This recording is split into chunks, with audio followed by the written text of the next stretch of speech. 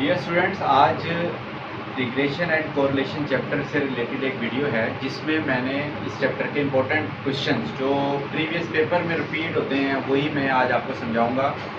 जो previous paper में question आया हुआ है वो पहले मैं आपको बताता हूँ। 2019 के बोर्ड के मुख्तलिफ पंजाब के बोर्ड्स में पेपर रिपीट हुआ हुआ है इंटरमीडिएट पार्ट सेकेंड यानी 12th क्लास के स्टूडेंट्स के लिए। अब इसमें क्वेश्चन है फिट रिग्रेशन इक्वेशन, यानी चैप्टर रिग्रेशन एंड कोरिलेशन में हमारे पास जो मेन टॉपिक है वो है regression equations and correlation coefficients. तो एक क्वेश्चन रिग्रेशन इक्वेशंस में से आता है और एक कोरिलेशन कोफिशिएंट में से आता है। तो रिग्रेशन इक्वेशंस दोबारा थोड़ा सा इसका बता दूं कि रिग्रेशन इक्वेशंस जो है हमारे पास इसको लाइन ऑफ रिग्रेशन भी कहते हैं, स्ट्रेट लाइन भी कहते हैं और लीनियर ट्रेंड भी कहते हैं, यानी सारी इक्वेशंस एक ही नाम से हैं। अब रिग्रेशन इक्वेशन इस क्वेश्चन में पूछा है रिग्रेशन इक्वेशंस बनाएं y = a + bx, ये यहाँ पे मेंशन की हुई है। बाज़ दफ़ा वो रिग्रेशन इक्वेशन को मेंशन नहीं करते, सिर्फ ये लिख देते हैं रिग्रेशन इक्वेशन y/x लिखें, या फिर उसमें ये बताया जाता है कि x इंडिपेंडेंट वेरिएबल, अगर x इंडिपेंडेंट वेरिएबल है तो y लेफ़्ट साइड पे आएगा और अगर y इंडिपेंडेंट वेरिएबल है तो y इधर आ जाएगा। यानी कि रिग्रेशन इक्वेशन दो तरह से पूछी जा सकती है, y/x या फिर x/y। ये सारी डिटेल इसलिए बता रहा हूँ ताकि एक ही क्वेश्चन में आप कंप्लीट चैप्टर की मेन बातें जहन में रखें। अगर ये मेन पॉइंट आप समझ जाएंगे तो कोई भी क्वेश्चन आप इजीली सॉल्व कर सकते हैं। अब पहली जो इक्वेशन है क्वेश्चन में वो है y/x की। ये इक्वेशन क्वेश्चन में गिवन थी, यहाँ पे आपने y = a + bx इसको सॉल्व करना है। इसमें दो अननोन कांस्टेंट हैं a और b, वो हमने कैलकुलेट करने हैं। अब वो कैलकुलेट करने के बाद उन्होंने आगे पूछा है and show that summation y - y के ऊपर एस्टीमेट y कैप, ये निशान डाला हुआ है, = 0, यानी ये आंसर आपका 0 आना चाहिए। और सम ऑफ एरर भी कहते हैं इसको, ये जो हम कैलकुलेट कर रहे हैं y - y एस्टीमेट, इसे सम ऑफ एरर ये भी 0 के बराबर पूछ सकते हैं, या फिर समेशन EI भी लिख सकते हैं इसको, क्योंकि जो E टर्म है ये एरर को शो कर रही है और इसका फार्मूला है y - y एस्टीमेट। ये रिग्रेशन इक्वेशन के साथ इजाफी पॉइंट पूछा जाता है कि आप तो एक इक्वेशन बनाएं, रिग्रेशन इक्वेशन बनाने के बाद उसमें next point sum of error या फिर U लिखा होगा, समेशन y - y एस्टीमेट। अब इस क्वेश्चन की तरफ आते हैं। क्वेश्चन में आपको सिर्फ दो वेरिएबल x और y का कॉलम दिया होगा। आपसे कहा जाएगा रिग्रेशन इक्वेशन y/x बनाएं, तो आपने सबसे पहले क्या करना है, b का फार्मूला, इसको मैं बाय फार्मूला सॉल्व कर रहा हूँ। b का ये फार्मूला यहाँ पे हम टेबल वाले क्वेश्चन में यूज़ करेंगे, n summation xy minus summation x summation y divided by n summation x² minus summation x whole का स्क्वायर। इसकी कैलकुलेशन के लिए हमें चाहिए सम ऑफ x, यहाँ पे पुट होना है सम ऑफ y, ये मैंने यहाँ कैलकुलेट कर लिए हैं। उसके अलावा x y है, इन दोनों को मल्टीप्लाई करके आपने यहाँ नया कॉलम बनाना है x और y को मल्टीप्लाई करके कॉलम बनेगा। 3 2 6, 4 2 8 और 5 4 20। इसी तरह x² चाहिए, हर x की वैल्यूज़ का हम यहाँ स्क्वायर लेंगे, 1 4 9 16 और 25। ये दो कॉलम हम बनाते हैं। अगर हम इक्वेशन की मदद से हल कर रहे हैं तब भी हमें ये कॉलम बनाने पड़ेंगे, और अगर हम फार्मूले से कर रहे हैं तब भी। इसको फार्मूले से अभी सॉल्व करते हैं। इसमें हमने टोटल वैल्यूज़ जो हमने कैलकुलेट की हैं वो पुट कर दी है यहाँ पे। n की जगह पे नंबर ऑफ वैल्यूज़ ये काउंट करेंगे, ये 5 है, summation x y 37, summation x 15 और समेशन y 10। ये b का फार्मूला अगर आपको याद है तो आप इस क्वेश्चन को इजीली सॉल्व कर सकते हैं। इसी तरह नीचे n समेशन x² n की जगह 5, x² की जगह 55 और समेशन x होल का स्क्वायर, ये y/x है, इसके नीचे x वेरिएबल यूज़ हो रहा है। अगर x/y होता तो नीचे y वेरिएबल आता। यहाँ से हमने कैलकुलेट कर लिया b। ये b का नाम भी याद रखना है, b जो कहलाता है रिग्रेशन कोफिशिएंट या फिर स्लोप ऑफ द इक्वेशन। ये ऑब्जेक्टिव में ये पॉइंट पूछे जाते हैं कि y/x में b किस चीज़ को ज़ाहिर कर रहा है, तो उसमें स्लोप अगर ऑप्शन है तो आप उसको सेलेक्ट करेंगे। इसके अलावा रिग्रेशन कोफिशिएंट पूछा है तब भी आप सिर्फ b कैलकुलेट करेंगे। ये क्योंकि इक्वेशन है इसमें हमें a भी कैलकुलेट करना है, तो a का ये फार्मूला यूज़ कर रहे हैं हम, summation y minus b summation x divided by n। Summation y की वैल्यू पुट करेंगे समेशन x की, और b जो हम यहाँ कैलकुलेट कर चुके हैं। a का आंसर आ रहा है -0.1, b का आ रहा है 0.7। यहाँ तक हमारी रिग्रेशन इक्वेशन की दो मेन अननाउन कांस्टेंट कैलकुलेट हो गए। ए की जगह हमने -0.1 और बी की जगह 0.7 और एक्स जो ऑलरेडी इक्वेशन में था वो आपने एज इट इज़ लिख देना है।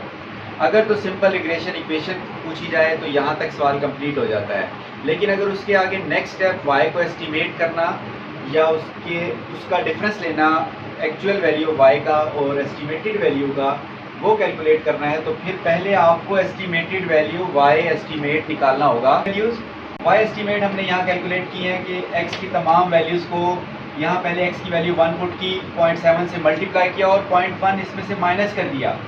इसी तरह x की सेकंड वैल्यू 2 पुट करनी है, फिर 3, फिर 4 और 5 करेंगे तो y कैप ये एस्टिमेट हो जाएगी। अब हमने ओरिजिनल y और एस्टिमेटेड y का डिफरेंस निकालना है, यानी 1 में से 0.6 को माइनस करेंगे 0.4, फिर 1 में से 1.3 को करेंगे तो माइनस का 0.3। इसी तरह 2 - 2 0, 2 - 2.7 माइनस का 0.7 और लास्ट है 4 - 3.4 तो ये प्लस का 0.6 आता है। अब आपने इनको टोटल करना है, यानी जो प्लस वाले हैं उनको अलहदा प्लस कर लें, माइनस वालों को अलहदा प्लस करके दोनों को आपस में माइनस कर दें, तो ये हमारे पास सम बच रहा है 0। यहाँ तक इस क्वेश्चन में लास्ट ईयर पेपर में पूछा गया था। अब जो है बाज़ दफ़ा इसके आगे इसका स्केयर भी पूछा जा सकता है, तो आपने क्या करना है 0.4 का स्केयर लेके यहाँ पे उसकी वैल्यू लिख देनी है। इसी तरह 0.3 का स्केयर लेके यहाँ लिखना है, 0 का स्केयर 0 ही होता है ऑलरेडी। इसको भी पूछ सकते हैं अगर क्वेश्चन में इजाफी चीज़ पूछी जाए। तो यहाँ तक क्वेश्चन नंबर 1 बोर्ड के पेपर में आया हुआ है, पिछले मुख्तलिफ पंजाब के बोर्ड्स में उसका सेकंड पार्ट क्वेश्चन 1 का या सेकंड पार्ट बना हुआ है, इसलिए ये सॉल्व कर रहा हूँ। और चैप्टर के भी लास्ट में इस टाइप के कुछ क्वेश्चन हैं, तो इससे आपका तकरीबन कंप्लीट चैप्टर तैयार हो जाएगा। इस क्वेश्चन में देखें दिया हुआ the line of regression of y on x is 4x - 5y + 33 = 0 and x on y। Line of regression दो दी हुई है, एक y ऑन x और एक x on y। x on y यहाँ बाद में लिखा हुआ है कि 20x - 9y - 107 = 0। Find x bar, y bar and r। r होता है कोरिलेशन कोफिशिएंट, जो इस चैप्टर का लास्ट में टॉपिक है। कोरिलेशन कोफिशिएंट कैलकुलेट करना है और हमने x बार y बार कैलकुलेट करना है। अब ये इक्वेशंस है रिग्रेशन, एक है y ऑन x, एक है x ऑन y। तो प्रॉपर्टीज़ ऑफ रिग्रेशन इक्वेशन आपने याद रखनी है, या इतनी स्टेटमेंट भी लिख देंगे by the help of properties of regression we can write. हम इस इक्वेशन को इस फॉर्म में कन्वर्ट कर सकते हैं। किस फॉर्म में? उसमें ये जो वेरिएबल x y था इसकी जगह हम लिखेंगे 4x बार - 5y बार + 33 = 0। इसको नंबर 1 इक्वेशन का नाम देंगे। इसी तरह सेकंड इक्वेशन 20x बार - 9y बार - 107 = 0। इसको नंबर 2 इक्वेशन का नाम देंगे। हमने असल में कैलकुलेट करना है x बार और y बार पहले, तो इन्हीं इक्वेशन को सॉल्व करेंगे साइमल्टेनियसली, इनके कोफिशिएंट बराबर करके, तो हमारे पास x बार और y बार निकल आएगा। उसके लिए आपने ये देखना है कि ये है 4x बार और यहाँ पे है 20x बार। इसका दो तरीके हैं इसके। एक तरीका ये है कि आप 20 को इससे मल्टीप्लाई कर दें सबसे, और 4 को उन सब से मल्टीप्लाई कर दें, फिर इन दोनों इक्वेशनों को आप क्या करें माइनस कर दें, तो एक कांस्टेंट टर्म इसमें से कैंसिल हो जाएगी और दूसरी का आंसर निकल आएगा। और दूसरा तरीका ये है कि आप ये देख लें कि x बार के साथ 4 है, इधर x बार के साथ 20 है। सेकंड इक्वेशन का जो x बार के साथ कांस्टेंट रकम है, कोफिशिएंट है, वो 24 पे डिवाइड हो रहा है। 4 पे आप उसको डिवाइड करके देख लें, अगर तो ये पूरा पूरा डिवाइड होता है तो आप उस नंबर से इस इक्वेशन को मल्टीप्लाई कर दें। यानी यहाँ पे मैंने लिखा है फॉर सॉल्विंग इक्वेशंस को हल करने के लिए वो multiply equation 1/5 and subtract from second. यानी पहली इक्वेशन को आपने 5 से मल्टीप्लाई करना है और सेकंड में से सब्ट्रैक्ट करना है। यानी यहाँ पे आप लिखेंगे, पहले सेकंड इक्वेशन लिख लें 20x बार - 9y बार - 107 = 0। फिर आप पहली जो इक्वेशन थी इसको 5 से मल्टीप्लाई करें। ये स्टूडेंट अक्सर पूछते हैं कि 5 से ही क्यों मल्टीप्लाई कर रहे हैं, तो जैसे मैंने अभी बताया कि ये 20 को अगर 4 पे डिवाइड करें तो 5 बचता है, इस वजह से 5 पे मल्टीप्लाई किया। और यहाँ पे ये सेम कोफिशिएंट लाने के लिए, कांस्टेंट टर्म लाने के लिए, हमने सेम बनाने के लिए इसको 5 से मल्टीप्लाई किया है। अगर किसी और से मल्टीप्लाई करेंगे तो 20 नहीं आएगा। इसको हमने मल्टीप्लाई किया, तमाम नंबर्स मल्टीप्लाई होंगे 5 से। यहाँ पे आ जाएगा माइनस का 25 y बार, और 33 को भी 5 से मल्टीप्लाई करना है, तो यहाँ पे बनता है प्लस का 165। अब आपने इनको सब्ट्रैक्ट करना है इक्वल टू 0। सब्ट्रैक्ट का मतलब होता है कि साइन जो नीचे पहले अगर माइनस है तो प्लस में बन जाएगा, अगर कुछ नहीं है तो माइनस लगेगा उसके नीचे, क्योंकि वो कोई अलामत ना हो तो समझे वो प्लस में है। यहाँ पहले प्लस है तो आप इसको माइनस में कन्वर्ट करें। अब इनको आपस में सब्ट्रैक्ट करेंगे तो ये कैंसिल हो जाएगा। इसको इससे आपने माइनस किया तो 272 बचता है, यानी माइनस माइनस ये हो जाएंगे प्लस। और इसी तरह 25 प्लस का है, ये माइनस का है। 25 में से 9 माइनस करेंगे तो ये बचेगा 16 वाई बार। अब ये प्लस का क्योंकि 25 बड़ी वैल्यू है, सिंबल उसका लगेगा। इज इक्वल टू यहाँ पे 0 है, तो आपने अब क्या करना है, वाई बार कैलकुलेट करने के लिए 16 Y bar is equal to 272, Y bar is equal to 272 divided by 16। आप इसको जब डिवाइड करेंगे तो ये हमारे पास वाई बार कैलकुलेट हो गया 17। आपकी वैल्यू कैलकुलेट हो गई 17। अब यहाँ पे आपने करना है, इस वन इक्वेशन को मैंने यहाँ लिखा दोबारा, put the value of Y bar in 1, यानी इसको वन इक्वेशन में पुट करेंगे तो आपके पास एक्स बार की वैल्यू निकल आएगी 4x bar minus 5 multiply by Y bar की जगह 17 लिखना है प्लस 33 इज इक्वल टू 0। अब इसको मल्टीप्लाई करेंगे 4x बार माइनस ये 85 प्लस 33। 85 में से 33 को माइनस करें तो ये बचता है माइनस का 52 इज इक्वल टू 0। ये इक्वल के दूसरी साइड पे ले जाएंगे और 4 को इससे डिवाइड कर देंगे। ये आपके पास बच रहा है X bar is equal to 13, यानी हमारे दो आंसर कैलकुलेट हो गए। वाई बार भी आ गया 17 और एक्स बार आ गया 13। ये एक पार्ट क्वेश्चन का हल हो गया। अब इसके बाद सेकंड पार्ट है कोरिलेशन निकालना है। कोरिलेशन निकालने के लिए आपने सबसे पहले देखें क्या करना है, आर कैलकुलेट करने के लिए उसके फार्मूले को ध्यान में रखना है कि इक्वेशन से आर किस तरह कैलकुलेट हो सकता है।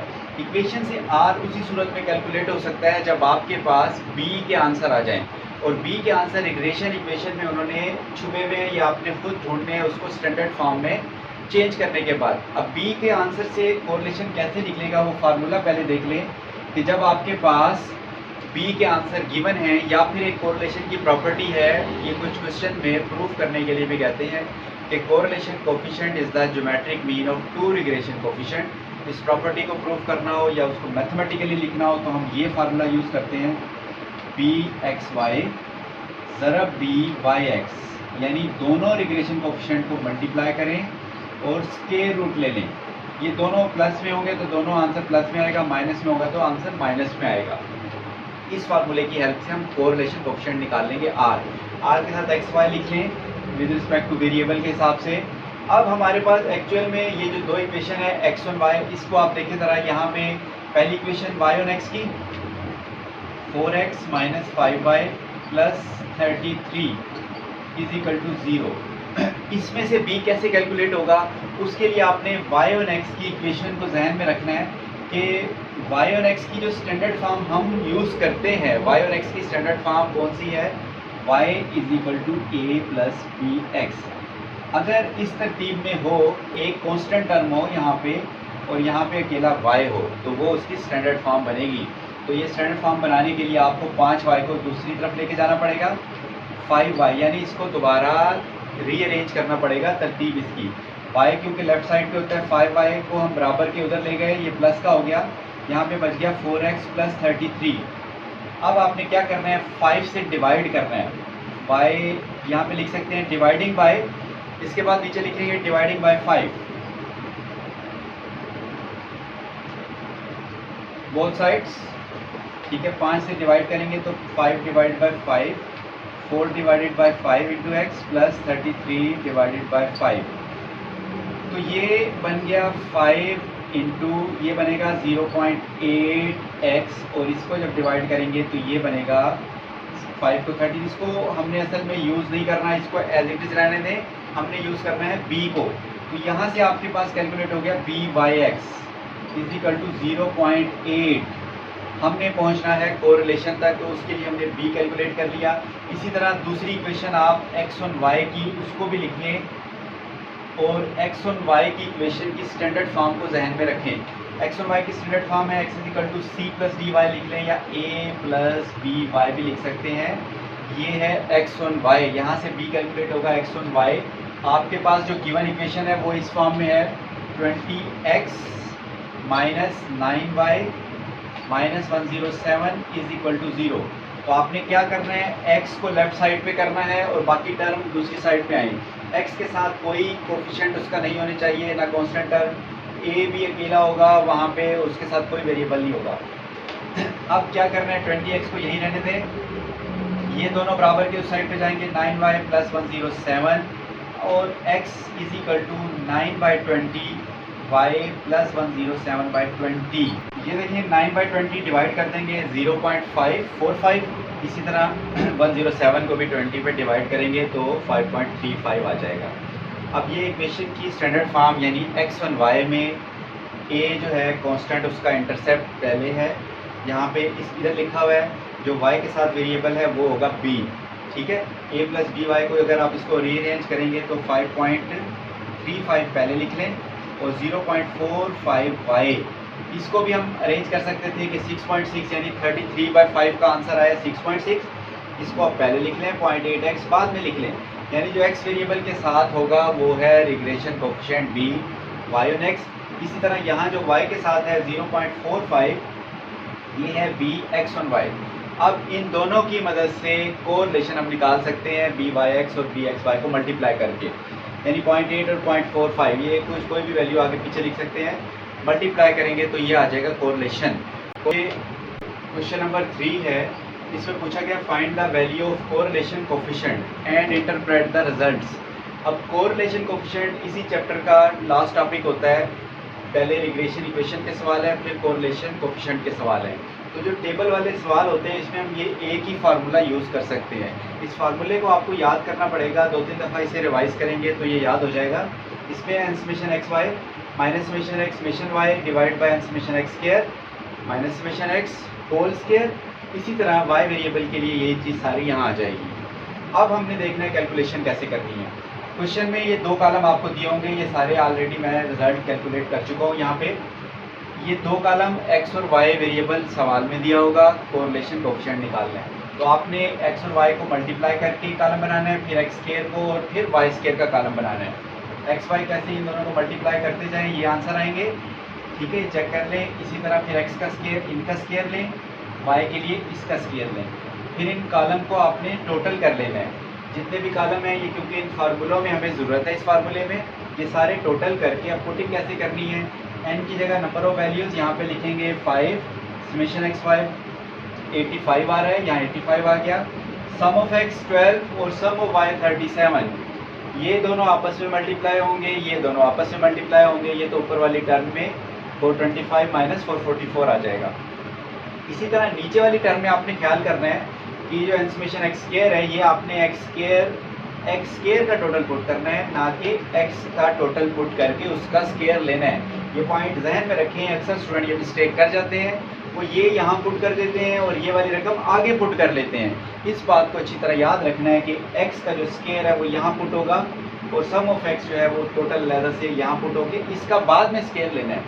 इसी तरह y स्क्वायर के साथ भी यही है कि y स्क्वायर का जो टोटल आ रहा है 295 वो यहाँ पुट होगा और जो y का टोटल है उसका स्क्वायर बाद में लेना है। फिर इनको ब्रैकेट में है ये सारे, इस ब्रैकेट को अलहदा सॉल्व करेंगे, 26 बच रहा है, इसको अलहदा सॉल्व करेंगे, 106 बन रहा है। फिर इन दोनों को मल्टीप्लाई करना है, दरमियान में प्लस या माइनस कुछ नहीं लगाना, मल्टीप्लाई करके ये अंडर रूट भी लेनी है, इसमें याद रखें स्क्वायर रूट यानी जज़र लगानी है, नीचे वाली टर्म पे सिर्फ जज़र लेंगे, ये जवाब आएगा। फिर इसको डिवाइड करेंगे, माइनस का 0.36 आएगा। यहाँ पे मैंने ये कोरिलेशन की रेंज मेंशन की हुई है, ये वैसे इजाफी हेल्प के लिए है, आपकी ऑब्जेक्टिव के लिए है, ये क्वेश्चन में बताया हुआ नहीं होगा कि कोरिलेशन का आंसर जो है -1 और +1 के दरमियान होता है। ये पॉइंट याद रखिए, -1 और +1 के दरमियान। अगर तो -1 आ रहा है परफेक्ट तो फिर ये नेगेटिव कोरिलेशन होगा, परफेक्ट नेगेटिव। अगर एग्जैक्ट आ रहा है 1 तो परफेक्ट पॉजिटिव, और अगर आ रहा है 0 तो फिर उसमें कोई कोरिलेशन नहीं है। अब इस क्वेश्चन के हिसाब से आंसर आ रहा है -0.36, तो ये -1 के करीब है, ठीक है, -1 के बिल्कुल करीब नहीं है, उससे थोड़ा सा फासले पर है। तो यहाँ हम लिखेंगे there is a weak negative correlation. अगर तो -1 के करीब होता तो हम कहते हैं स्ट्रॉन्ग, यानी 0.9 आता, या 0.8 आ जाता तो आप कहते हैं स्ट्रॉन्ग नेगेटिव कोरिलेशन। इसी तरह +1 के करीब होता तो स्ट्रॉन्ग पॉजिटिव, और अगर +1 आता तो परफेक्ट पॉजिटिव कोरिलेशन। ये क्वेश्चन नंबर 3। क्वेश्चन नंबर 4 है, इसमें कैलकुलेशन हमें ऑलरेडी गिवन है, यानी n = 20, x बार = 25, y बार = 35।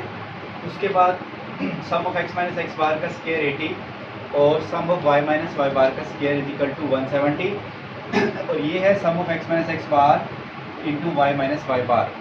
ये है sum of scale of deviation from mean x variable के लिए, ये sum of scale of deviation from mean y variable के लिए। इसी तरह ये है summation of product of deviation from x and y series. बाज़ दफ़ा क्योंकि मैथमेटिकल इक्वेशन की शक्ल में हमें कैलकुलेशन बताई होती हैं, बाज़ दफ़ा स्टेटमेंट में दी होती हैं, तो जो कैलकुलेशन बताई होगी आपने उसको देखते हुए एक फार्मूले को याद करना है। अभी एक फार्मूला हमने पहले पढ़ा था r का, अब वो फार्मूला यहाँ अप्लाई नहीं हो सकता क्योंकि इसमें कैलकुलेशन ही डिफरेंट है। इसके लिए आपको एक फार्मूला और याद करना पड़ेगा अगर तो आप मैक्सिमम नंबर लेना चाहते हैं। अब इसमें क्या करना है, आपने पूछा क्या है, show that correlation coefficient is the geometric mean of two regression coefficient. यानी जो कोरिलेशन है, यानी r क्या है, ज्योमेट्रिक मीन होना चाहिए रिग्रेशन कोफिशिएंट्स, दो रिग्रेशन कोफिशिएंट, एक बी वाई एक्स है, एक बी एक्स वाई है। तो इसका मतलब है हमें r अलहदा कैलकुलेट करना है, b अलहदा कैलकुलेट करना है, एक्स वाई और वाई एक्स अलहदा। फिर इसको फार्मूले में पुट करके चेक करना है कि दोनों रिजल्ट सेम आ रहे हैं कि नहीं। यहाँ पे r का फार्मूला ये यूज़ हो रहा है, R X Y = sum of x minus X bar y minus Y bar divided by sum of x minus X bar का square y minus Y bar का स्क्वायर और इसके अंडर रूट। अब ये फार्मूला इसमें याद करना है, बाकी तो सारी कैलकुलेशन हमें पहले से ही करके दी हुई है। आपने ऊपर यहाँ पुट किया 100, नीचे इसकी जगह 80 और इसकी जगह 170, इन दोनों को मल्टीप्लाई किया और अंडर रूट लिया तो 116.619, ऊपर 100 है, डिवाइड करेंगे तो 0.86 आ जाएगा। इसी तरह हमें चाहिए रिग्रेशन कोफिशिएंट, ये बी वाई एक्स है, regression coefficient B Y X, पहले वाई और एक्स का निकाल रहे हैं। अब इसमें क्या चेंज है, ऊपर वाली टर्म दोनों में सेम है, यहाँ भी वही आ रहा है, नीचे ये वाई और एक्स है तो एक्स माइनस एक्स बार का स्क्वायर आ जाएगा। इसी तरह एक्स और वाई होगी तो नीचे वाली टर्म चेंज हो जाएगी, ऊपर 100 पुट करना है, नीचे 80, यहाँ 100 और यहाँ 170, दोनों को डिवाइड करेंगे, एक बी का आंसर ये आ रहा है वाई और एक्स का और दूसरा एक्स और वाई का ये आ रहा है। फिर चेक करने के लिए कि ये इस प्रॉपर्टी पे पूरा उतरते हैं कि नहीं, हमने इन दोनों आंसर को मल्टीप्लाई करना है और उसकी जज़र ले लेनी है। तो ये बी का आंसर आ रहा है 0.86। ये चीज़ प्रूव हो गई कि कोरिलेशन, आप आखिर में लिखेंगे hence correlation coefficient is the geometric mean of two regression coefficient. दोनों के आंसर इक्वल आ रहे हैं इस टेक के बाद। क्वेश्चन नंबर 5 है, ये भी पिछले साल के पेपरों में आया हुआ है। इसमें भी हमें जो है ना कैलकुलेशन पहले से करके बताई हुई है, आपसे डायरेक्ट फार्मूला यूज़ करना है। अब इसमें कैलकुलेशन जो दी हुई है पहले वो देखें, sum of X 144, sum of Y S X equal to S Y is equal to 5, यानी जो एस एक्स है वो एस वाई है, दोनों इक्वल हैं 5 के, यानी एस एक्स भी 5 है। एस किसको जाहिर कर रहे हैं, standard deviation of X variable, इसी तरह S Y standard deviation of Y variable. इसके बाद ये sum of X minus X bar into Y minus Y bar is equal to 180। अब पूछा गया है सवाल में कंप्यूट द कोरिलेशन कोफिशिएंट, और उसके साथ रिग्रेशन कोफिशिएंट भी पूछा हुआ है। इसमें क्या है, for a set of 8 observation, शुरू में लिखा हुआ है कि 8 पेयर ऑफ ऑब्जर्वेशन है, आपने कोरिलेशन कोफिशिएंट निकालना है और रिग्रेशन कोफिशिएंट निकालने, इक्वेशन नहीं बनानी। तो कोरिलेशन कोफिशिएंट का इस क्वेश्चन के हिसाब से फार्मूला याद करना पड़ेगा आपको, sum of X minus X bar Y minus Y bar over N S X S Y. इसमें क्या करेंगे, 180 इसकी जगह आ जाएगा, n की जगह पे 8 ऑब्जर्वेशन है, एस एक्स भी 5 है, एस वाई भी 5, इन तीनों को मल्टीप्लाई किया 200 और 180 पे 200 डिवाइड किया तो r कैलकुलेट हो गया 0.9, यानी इसे कहेंगे स्ट्रॉन्ग पॉजिटिव कोरिलेशन। अब अगर रिग्रेशन कोफिशिएंट कैलकुलेट करने हो तो इसी फार्मूले को थोड़ा सा शॉर्ट कर देते हैं, ऊपर वाली टर्म वही है, यहाँ पे n ज़रा एस स्क्वायर x, ये x वेरिएबल के लिए y और x का रिग्रेशन कोफिशिएंट है, इसमें 180 डिवाइड बाई 8 मल्टीप्लाई बाई 5 का स्क्वायर 0.9। इसी तरह x और y के लिए sum of x minus X bar y minus Y bar n multiply by S square y, यानी यहाँ पे जो स्टैंडर्ड डेविएशन था उसका आपको स्क्वायर लेना होगा, वेरियंस पुट करना होगा। इसको इस पे डिवाइड करके रिजल्ट 0.9। अगर लास्ट क्वेश्चन वाली प्रॉपर्टी प्रूव करना चाहते हैं तो इन दोनों को मल्टीप्लाई करें और जजर ले लें तो ये दोबारा कोरिलेशन के बराबर आ जाएगा। अब एक क्वेश्चन हमने स्टूडेंट्स मैं आपको 5 क्वेश्चन बता चुका हूँ जो मोस्ट इंपॉर्टेंट है, लेकिन एक क्वेश्चन शुरू में जो मैंने आपको रिग्रेशन इक्वेशन वाला बताया था उसमें एक पॉइंट होता है कि बाज़ दफ़ा वो कहते हैं जी रिग्रेशन इक्वेशन को आप सॉल्व करें यूजिंग नॉर्मल इक्वेशन। तो वो पॉइंट मैंने कहा कहीं मिस ना हो जाए, वो भी आपको बता दूं ताकि अब आपका ये कंप्लीट चैप्टर जो है उसके मैक्सिमम टॉपिक मैंने बता दिए हैं, वो आपको तैयार हो जाएगा। अब इसमें क्वेश्चन में देखें, ये क्वेश्चन है वही कि रिग्रेशन इक्वेशन फिट करनी है आपने y और x की, लेकिन इसमें जो मेथड है वो है नॉर्मल इक्वेशंस। वो अगर मेंशन कर दे तो आप ये तरीका करें, नहीं तो आप फार्मूले के ज़रिए इक्वेशन को उसी तरह सॉल्व कर सकते हैं। अब इसमें क्या होता है कि आपने रिग्रेशन इक्वेशन लिखनी है y = a बी एक्स। अब इसमें वही सेम हमारे पास ये दो वेरिएबल गिवन होंगे x और y। आपने इक्वेशंस इस रिग्रेशन इक्वेशन से दो नॉर्मल इक्वेशंस बनानी है। पहली इक्वेशंस बनाने के लिए समेशन लगाएंगे इन सब के साथ, यहाँ कांस्टेंट है यहाँ n में कन्वर्ट हो जाएगा समेशन। फिर समेशन x से मल्टीप्लाई करेंगे तो ये दूसरी नॉर्मल इक्वेशन बन जाएगी। समेशन x y हमें टोटल चाहिए, समेशन x चाहिए और x स्क्वायर चाहिए। अब हम क्या करेंगे, कॉलम बनाएंगे एक्स वाई का जैसे हम फार्मूले के लिए बनाते थे। यहाँ भी वही कॉलम एक्स वाई का मल्टीप्लाई किया इन दोनों को, उसके बाद टोटल कर लिया, एक्स की हर वैल्यूज़ का स्क्वायर लिया और टोटल कर लिया। ये टोटल अब इक्वेशंस में पुट होंगे। यहाँ पे सम ऑफ वाई हमारे पास 54, एन नंबर ऑफ वैल्यूज़ 4 है और समेशन एक्स हमारे पास 12b।